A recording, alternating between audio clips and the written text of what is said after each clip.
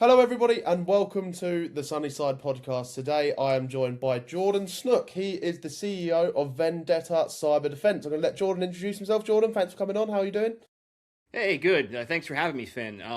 So my name's Jordan Snook. I am the CEO of Vendetta Cyber Defense, and we're out on the web, vendettacd.io, and you can also find us on LinkedIn. Nice work. Well, yeah, thank you for coming on today. I appreciate it. So, Jordan, obviously, I have got a bit of an understanding of what you guys do, but just for the viewers, could you summarize a little bit kind of about kind of your background, your journey, and kind of what led you to start Vendetta Cyber Defense? Yeah, so I've been doing digital forensics and incident response for about 10 years through various companies. We're mainly a digital forensics and incident response company, but the thing that's kind of unique about Vendetta is we also have a managed services or a managed security services side of the company as well. So we can help you from the proactive side and also from the reactive side. Nice. So it's like a break fix and proactive, like anything that they kind of want. Sure, absolutely. Nice work. So who exactly is kind of who do you work with? What's kind of your main value proposition? Like how do you add value in a business? Yeah, so I mean, obviously, if you watch the news, IR is a big thing. It's been for the last number of years. You see the word ransomware out there. We can help you prepare for that. We can help you avoid that. We can help you be knowledgeable to the what's going on out there in the digital world with ransomware and threat actors, and help you protect your business the right way. Okay, so how could you kind of summarize what IR is to somebody who might not necessarily know?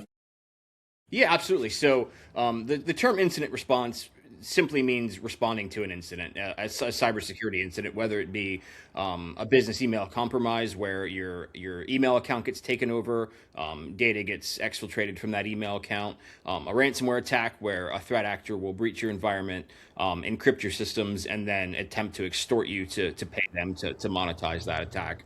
The other one that not a lot of people think about is something called insider threat, and that simply is somebody that's in your business that's working against you while they're there. We would Really? investigate that and help prove that that's the case, and if they took intellectual property or anything like that.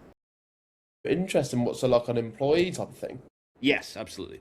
Nice. Okay. So when a business kind of brings you on, I mean, who is it that you typically work with? Is it SMEs or enterprise level? It varies. I mean, it's all on who's experiencing the incident at the time. That's one way. We also have an IR retainer program that we you can kind of get with businesses and get in front of businesses prior to the incident to help prepare them in terms of incident response plan, how to respond, and what to do. If and when that does happen. Because the worst thing in the world is, you get a call, you're out to dinner, you get a call from your IT guy at 7 p.m. Hey, we can't get to our systems. What do we do? And you don't know. So it's almost like practicing the disaster so that you can be calm, cool, and collected, and get through it. If and when that does happen. Nice. So you obviously specialize in digital forensics. How could you kind of describe what that is? So it's very similar to, like, if you're familiar with all the police shows where they investigate crime.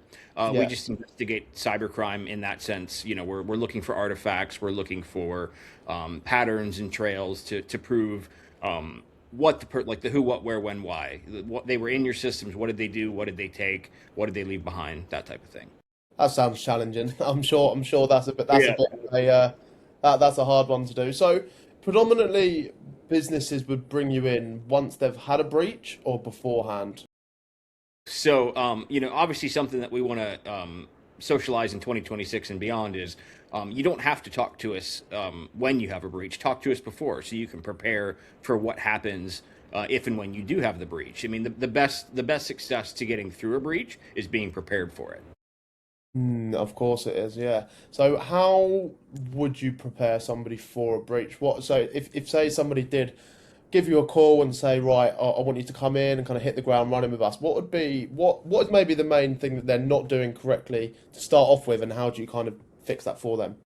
I mean, oftentimes, and it's really nobody's fault because the hustle and bustle of the day to day managing of the IT and the stuff on the ground. a lot of times customers don't know what they have. So knowing what assets are out there, knowing what firewalls they have, what patch levels they're on, it helps. It helps really take away the first 48 hours. Like a lot of the first 48 hours when you get into a brand new environment, especially under an incident, is learning what's going on so that you can appropriately investigate and then eventually recover the environment. Nice. And what particular like niches and sectors do you work with, or is it just anybody? It's anybody really. I mean, we don't really have a vertical or anything that we play in. I mean, we get everything from higher education, universities, manufacturers, oil companies, food manufacturers, gaming institutions. I just did a scoping call for a company that deals mainly with games this morning. So it's really everywhere. Nice. Have you got a favorite sector? I mean, is actually I'll rephrase that question. Is there a particular sector that's a bit more prone to cyber attacks? It depends on the time of year. I mean, right now, manufacturing's a big one. Right around the end of the summer, going into like the September months, education is, especially in the United States, because everybody's going back to school and they can cause the most damage at that point. Usually, we'll see a lot of food industry attacks around late Thanksgiving or after Thanksgiving, early Christmas season, because they're selling their product for those holidays. So yeah. Hmm, interesting. So obviously, many people think that incident response is very reactive. So how do you kind of position yourself as more of a proactive, as opposed to a firefighter, if that makes sense? Yeah, absolutely. Good question. So with this retainer program that we're launching here in a couple of weeks, right around Valentine's Day, really what we want to do is we want to help prepare a company for the eventual incident, much like if you were to practice a natural disaster recovery plan, or what do you do in terms of a tornado, or this, that, and the other thing, so that you can kind of get through that without all of the unknowns, because a lot of what hinders a company's recovery or getting back to making money and do what they do is the chaos and not being able to manage the chaos appropriately. So really kind of getting people on board with what can happen, how it can happen. You do something called a tabletop, where that's pretty much what you do is you practice. You're going through an active incident. What's the CEO's role? What's the CFO's role? What's the IT guy's role? So Interesting. So how do your managed services come into play? So you obviously got the MSSP side of the business. How do they kind of all intertwine as a bit of an ecosystem, or is that just like something you'd introduce later down the line, or? So, great question. In a way, I mean, we typically don't introduce, potential follow-on services till after the incident's over, because you don't really want to be talking about, future projects or future needs, while your hair's on fire. Yeah. That's usually, at the end of towards the tail end of the incident. And oftentimes, it might be as simple as they didn't have a good endpoint detection and response product, or MDR, and we can plug that in there to make sure that they're protected post-incident, because I'm not sure of the statistics, but it's actually quite vast, is reinfection or re-attempts after an incident, because you kind of get on the radar then. People know you're out there. People know that one group was successful, so they're going to keep trying. And so you want to make sure that you're protected and, everything's buttoned up, post-incident there. So in your ideal kind of world, Jordan, what would you have? So you'd have all of your prospects and clients on this kind of retainer model, so you're kind of looking after them beforehand. And what would actually be the benefit for them, if that makes sense? And They why have would they some do that? a lot of things. I mean, incident response plan development, threat intel briefing, so you're in your specific industry. Is there an uptick in attacks? We're looking at vulnerabilities on the edge, especially with firewalls. That's a big attack surface and a big method of attack that we're seeing. So there's a lot of like proactive benefits, but it also gives you a service level agreement or an SLA and somebody to call at 7 o'clock at night that's going to respond in 15 minutes. Hmm, interesting. And would somebody's normal MSP not necessarily do that?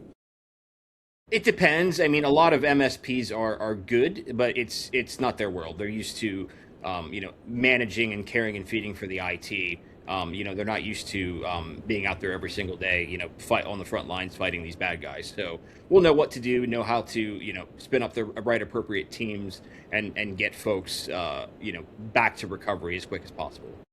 Okay, that's interesting. So obviously you work with businesses from like 50 users all the way up to like 500,000 users, like massive, massive companies. How do you tailor your kind of incident response and your kind of service delivery? What is the main differentiators when working with a company that's like kind of small and obviously a very large organization? I mean, there's not much. I mean, it's the more endpoints, it's with what we're doing, with our advancements in our IR team, with AI, obviously that's big right now. We can finish, any most major investigations in under 48 hours. Really? In under 48 hours, everything.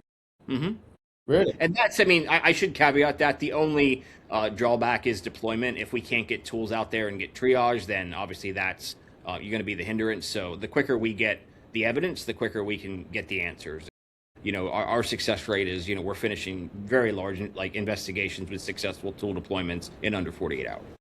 Interesting. So when you're actually acquiring a customer like that, how did your kind of acquisition strategy change when you've got a small like somebody with 50 endpoints versus like that big like a massive company like we just spoke about?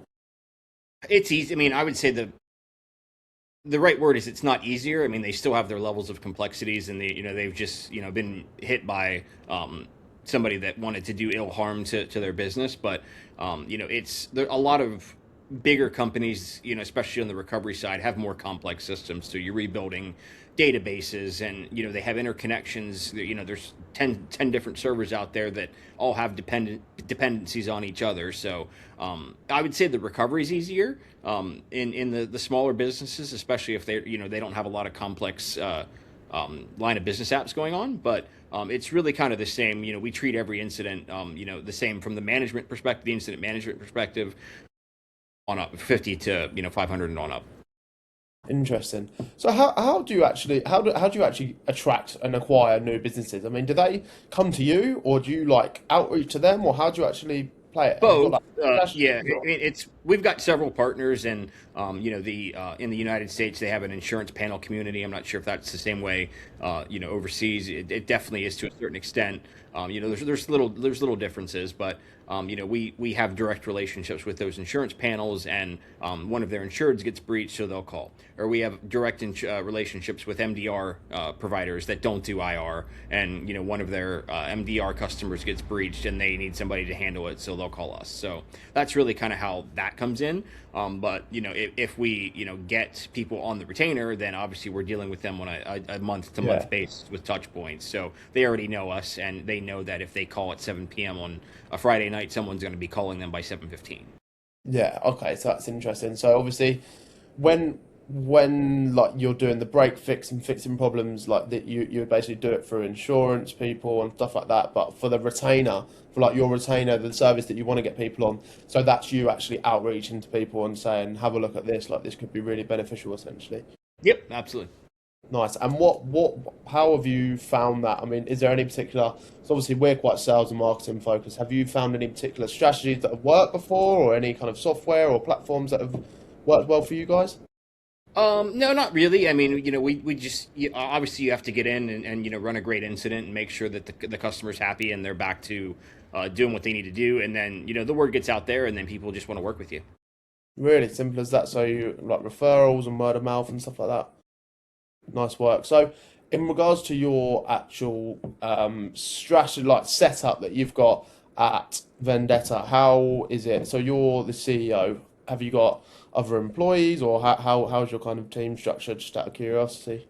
Yeah, we've got about 15 folks right now, and that's across all business units, project managers, case managers, MSSP, recovery specialists, forensic investigators. But yeah, we're actively growing as well. So we're looking to hire probably between 5 and 10, in the opening months of 2026. Nice. And what do you think, if you think back to the Jordan when he first started, what was the most critical hire for you? What's kind of revolutionized your life and your day to day, if that makes sense? Project managers and case managers, because that's often with other people that are managing incidents, that's where things fall through the cracks. They can push the deliverables forward and make sure the customer's getting the updates as they need, make sure the attorneys and the carriers are getting updates as they need. So project managers, case managers is definitely the big one. So have you got a few of them? Yes. Nice. So, in regards to what your day is kind of spent on as the CEO, I'm just quite curious, but what, how do you spend the majority of your time? Are you just making sure that your people are doing the right things, or are you actually hands-on on the front line, or? I actually am hands-on right now. I mean, I think a lot of people say that they try to be, but I'm very much in, most of the investigations, actually looking at the evidence with the team as well. That's probably not going to be that way, all the time, but, for now I am very much on the front lines with the team. Interesting. So if you could give yourself, when did you start Vendetta? 2023. So it's not that old then. So if you think back to when you first started, what do you think, if you could speak to your past self, what would be a few pieces of advice that you'd maybe give to yourself? Maybe something that 'cause obviously I take it it's not all been a journey of rainbows and sunshine. I'm sure there's been some slip ups and along the way. So what do you think that would be? Sleep. Really Yeah. nice sleeping. You didn't get a lot of sleep then. No, I mean it's building a business, going from the ground up and building it from 1 to 14 people to 15, 20 people. You wear a lot of hats. So, identifying those hats that you have to hire quickly and making sure that you're filling those roles with great people that share the same vision. 100%. That's really critical. So I'd love to touch a little bit on AI and kind of get your perspective on that. I assume that you are quite knowledgeable on the subject. Would I assume correctly? You've assumed correctly. Okay, perfect. Where do you kind of see the opportunity for people like yourself? So an MSP or an MSSP owner, how can they be utilizing AI in regards to monetizing it? And where do you think that the opportunity lies right now? Yeah, I think obviously it's definitely become bigger over the last several years. People are kind of breaking out and putting that into their processes. I think one of the things is speed. Being able to be that force multiplier for your teams. I mean, to be honest, that's one of the big major reasons how we're closing investigations in 48 hours. Is we're using a lot of AI and analysis there to help crunch information as well as making sure that we're looking at different trends and with different threat actor activity and stuff like that, depending on what evidence we're seeing, just to make sure that we're knowing what happened and we can advise the customer how to plug those holes up so that it doesn't happen again. But I think speed's a big one. Obviously, being able to not replace humans but enhance humans, and making sure that you're keeping it that way. I mean, eventually we'll probably get to where AI can replace certain job functions. I don't think we're there yet, but I think with the advancements with different bot systems and fleets of bots doing different tasks, I think it's going to be big. I think it's going to be big as well. So so you obviously do a lot of the digital forensic stuff. How do they use AI to make the bad guys? I mean, how do they use AI to kind of do their job? Make the attacks go quicker. I mean, they're using it to design and implement malware. Obviously, with phishing campaigns to draft their messages and getting things out there as quickly as possible. But there's some folks are using it to deploy ransomware. We haven't seen a lot of it yet, but it's going to be obviously bigger. And obviously with the advancements that the bad side makes, the good side has to keep advancing with it. So, I think it's going to be a race to see who can develop the best products and on both the defense and the offensive side. You'd like to think that the people on the defense would have the capabilities to make better tools than the bad guys, wouldn't you? Or would I be surprised, do you think? I mean, so threat actors and ransomware groups, they very much run themselves as a business. It's kind Yeah. of bizarre to say, but they've got help desk people, they've got HR. They report to an office every single day, depending on what outfit you're a part of and what who you're working with. But they do have a lot of advancements. I mean, they've got DevOps folks, and they're advancing their encryptors, and they're learning how to make things go faster. They're learning how to automate their campaigns. So you would think the bad guy or the good guys have the edge there, but we just have to keep advancing. It's really interesting. So, just for somebody that's not really quite aware of what they are actually trying to do, what is the goal when they are when somebody has a breach? Like, what are the bad guys? What is their aim? What are they trying to achieve? Steal data and extort it back to you. So, what they'll do is they'll take data, whether it be 1 gigabytes, 10 gigabytes, 1 terabytes, and then basically the end goal is to then get you to pay for the encryptor or the decryptor. I'm sorry. So they'll encrypt your data, but if you don't have backups, they'll destroy backups, and you have to pay them X number of dollars to get that decryptor. The other thing is the goal is to pay for deletion or pay for silence so that your data is not leaked on the dark web or the clear web or anything like that. I mean, Twitter's been a big one, or the X, sorry, it's called now, has been a big one where things get out, and that can just be obviously public relations chaos for the company. So those are the two big ones. Obviously, decrypting your data, getting that back if you don't have backups and can't restore, and pay for deletion. So they're almost just blackmailing you. That's what they're trying to do, blackmailing you to Pretty basically. much, yeah. I mean, that's a good way to think about it. Interesting. What and how much? Or just because I'm quite curious, how much do you think there would actually be? Obviously, does it depend on the size of the business? Like so what? Does somebody would just have to like get sent Bitcoin or something? Is that how they do it? Yeah, so they typically ask for Bitcoin or Monero, depending on who they are. I mean, Monero has its different complexities with the traceability and stuff like that. So yeah, that all depends. But they usually try to look at your revenue and make it a multiple of that. And a lot of times they're getting their info from like Zoom Info or Crunchbase, which is nine Yeah. times out of ten is wrong. Yeah. That's one thing. And then obviously with threat actor negotiations where you actually negotiate with the attacker, you can get that price down and make sure that you're getting the most bang for your buck if you do have to pay them. Obviously, nobody in this industry, myself included, advocates paying a criminal organization, but sometimes your hands are tied, especially if you have 15 years of data that run your business and you're encrypted and the backups are lost and you can't restore. So So once they're at a certain point and they've got your data, there's nothing that you could do. correct. Really interesting. And how quick does that actually happen? So somebody would say, "I've been breached," and then how long until they're at the point where they're like, "Oh no, like we are in a bad way." It varies. I mean, we've seen dwell times, meaning the time that the threat actor is in the environment, from 5 days to 7 days to 30 days to, sometimes even longer. Like it really depends on, how quick and how swiftly they move. I mean, a lot of times it's, anymore, it's pretty quick. It's a day or two. They breach the environment to encryption. Obviously, data theft is before that because they have to take the data before they encrypt it. So yeah, it's usually pretty quick. Who does the negotiation for these, like with the bad guys? We do. We partner with a firm pretty tightly that does our negotiations, but the IR firm would do that. Really interesting. What? So how do they actually speak to them on the They phone? have chat panels on the dark web, so Tor. Once they carry out their attack, they'll leave what's called a ransom note, and that information will be on that note how to access that chat panel. Sometimes they'll download Proton, which is an anonymous email platform.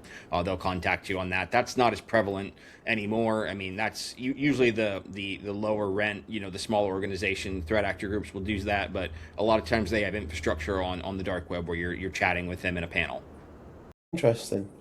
Well, I mean that has been a very insightful conversation. To be fair, it's quite nice to actually hear it in simple terms, like what their actual goal is. I'm sure a lot of people will find a lot of value in this. But if people do want to get in touch with you, Jordan, where can they find you? And if they do want to learn a bit more about Vendetta, where would you recommend them to go? Yeah, we're out on LinkedIn. I mean, obviously, you can go there. A lot of folks you'll get their information from there. But we do have a website as well. It's vendettacd.io. You can reach out to us there. All the contact information's at the bottom. Feel free to email us, call us. Happy to have a conversation and kind of walk you through more of what could happen in the event of a breach. Happy days. Well, no, it's been a pleasure, Jordan. I really appreciate you coming on. Thank you very much. Thank you, sir. Appreciate it. Ready? Cut. There you go. How did you Perfect. find that, Jordan? It was great. Was there anything in particular that you think I could have improved on, or? No, you had great questions. I mean, for somebody that potentially doesn't know what happens and how it works, then You definitely ask the right questions about, surrounding, how, like, what's proactive versus reactive, what are they doing, what to expect, who negotiates. So it was great. Because obviously the people that you're trying to sign and obviously who you want to see this probably don't really know that much about a breach, so it's quite good to actually break it down into simple terms. So that's what kind of my thought process on it. But yeah, it's interesting. Obviously, I do actually owe you one for coming onto the podcast. I do really appreciate it. And there was a few things that you mentioned around. Obviously, you're kind of pushing out this retainer model at the moment. I mean, I'm not sure how much of a priority it is, but obviously we work with some MSSPs and MSPs that like basically do the same sort of thing on the sales and the marketing side. So I'm not sure if it's something that you're actively looking to push, but I mean, if you We are, are, yeah. I'm more than happy to kind of show you some strategies that are working on a later date. I mean, I do owe you one, so wouldn't mind doing that. Yeah, absolutely. Okay, cool. Should we pencil? Have you got your calendar? Have you got your calendar to hand, Jordan? Oh, yeah, let me grab it.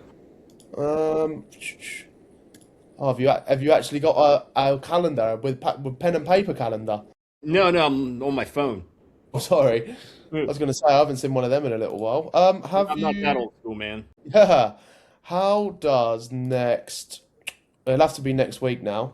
Have you got any availability, or will it have to be the week after? Yeah. Wednesday or Friday? Wednesday preferably, or Tuesday, Wednesday next week works well for me. Yeah, let's do one of either or. I'll invite Okay. our sales head of sales as well. What's the time for you now? Noon, 12:30. 12:30. Okay, so you're 5 hours behind. So if we do the same, should we do the same time? So noon for you on Wednesday the 28th, Yeah, that's fine. What part of the world are you in? You're in London proper? London, yeah, or just outside. We're actually based in Essex, but basically we're literally half an hour from London. Have you been to England before? I've not, but definitely a huge fan of the area. You should. Kind of grew up watching the Harry Potter books and have a whole left sleeve of Harry Potter tattoos. Really? No way. Oh, so you've got a bit of England in you then. Yeah, Happy days. Well, no, that it's been a pleasure, Jordan. I'll send you that calendar invite now. So are you going to CC the your sales guy in here as well? absolutely. Yeah, Well, no, it's been a pleasure meeting you, Jordan. I really appreciate you coming on. Good to meet you, appreciate sir. it. Thanks, man. Have a good rest of your day. Bye bye. Bye.